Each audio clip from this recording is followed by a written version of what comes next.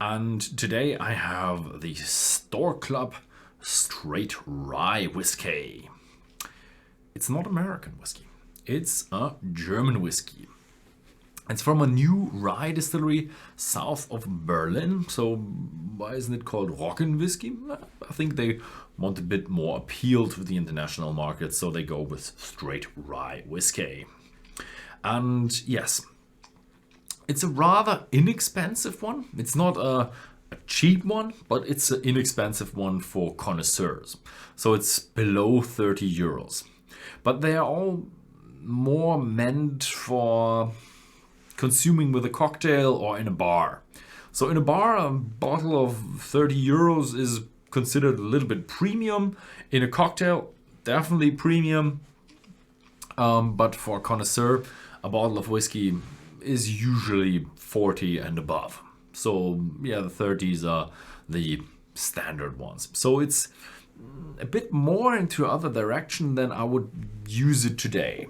So it's usually not consumed within a nosing glass, but a tumbler at a bar or in a cocktail. And that's, I think, what these guys are looking for. So they are pure rye distillery. I think they now do have other stuff, some smoky rye, and I think maybe they have distilled other grains as well, but they have a few rye whiskies here in their distillery. This one is matured in, specially built and toasted casks from American white oak. So the American oak is cheaper, and then finished in Napoleon oak casks. So I was like, wait, what? Napoleon oak casks? Well, what's Napoleon oak? I've never heard of Napoleon oak before.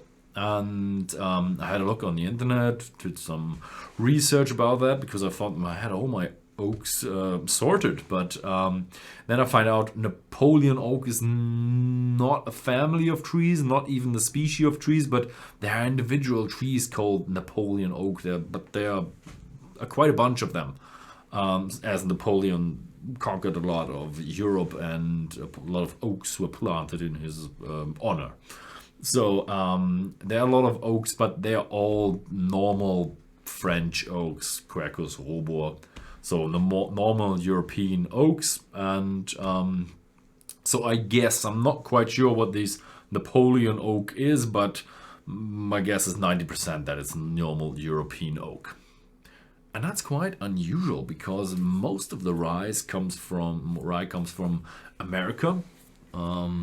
America used to be the home of the rye when all the distilleries used to be in Pennsylvania, because Pennsylvania is a good place to grow rye, I've heard. And yeah, they used to distill all the rye whiskey there. I think it was Pennsylvania and Virginia. And now bourbon is much more in style, so it comes from Kentucky, even though Kentucky doesn't grow that much corn.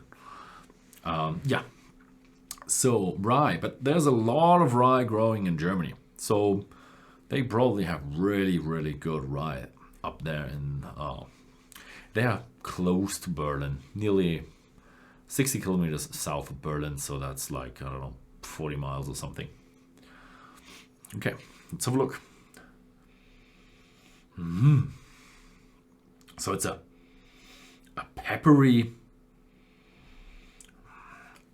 woody, foresty smell. But now that I have a second sip, I already had some in the German take, much more sweet. So I really got used to, with the flavor in my mouth, I really got used to that spiciness. Now I can pick out how sweet that is. Still, there's a lot of spiciness going on. And there's a lot of spiciness in the foreground, oakiness, pepperiness, and some muffy tone. Like it's pepper and this woodiness you don't really associate with.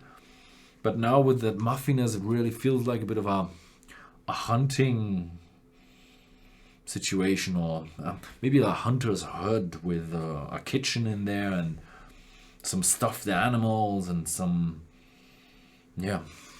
oaky flavors that come from the wood outside. Some cut wood. I like it.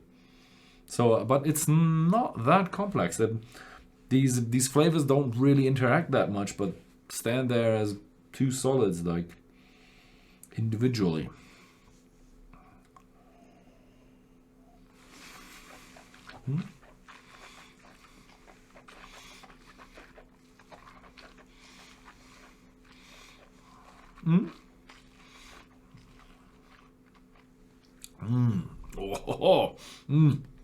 I wanted to say spicy, but still round. But now that I've swallowed, it's spicy and feisty. But maybe that's because I took some winter tour through the Alps, and I'm a little bit tensioned up with my lips. But so it's a hefty one. It's definitely a straight rye, as they say. 45% ABV, 90 proof, that is. I like it. And it really has that typical rye pepperiness, also some wood. But it's a bit more dark and a bit more depth and volume to it than the American counterparts. The American counterparts really depend on the strong spiciness. This one has a good amount of oakiness and not a sweet forward oakiness. There's some sweetness, but not as much as the American. So it really has some. You realize it's some European oak. It doesn't come off with a lot of bitterness, but a lot of spiciness from oak, spiciness from rye, and it's a good combination. I like it.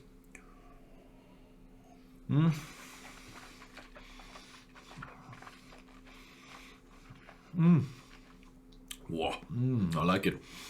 This one is really spicy, has a lot of depth, so it's probably really good for a cocktail. But it's strange, there mustn't be too much of that European oak in there, because European oak tends to be quite expensive, and it's, as I said at the beginning, it's below 30 euros. So quite a good whiskey. I'm not quite sure how the available internationally is. I know it's available in Germany and probably in Poland or some other neighboring countries. If it has found its way to the new continent or to Asia, not quite sure. Probably not. But have a look out there. There's internet companies sell everything, so you might as well find one that will be delivered to you. So yeah, that was it. Thank you very much for watching. If you like this video, then please give me a thumbs up, and see you next time.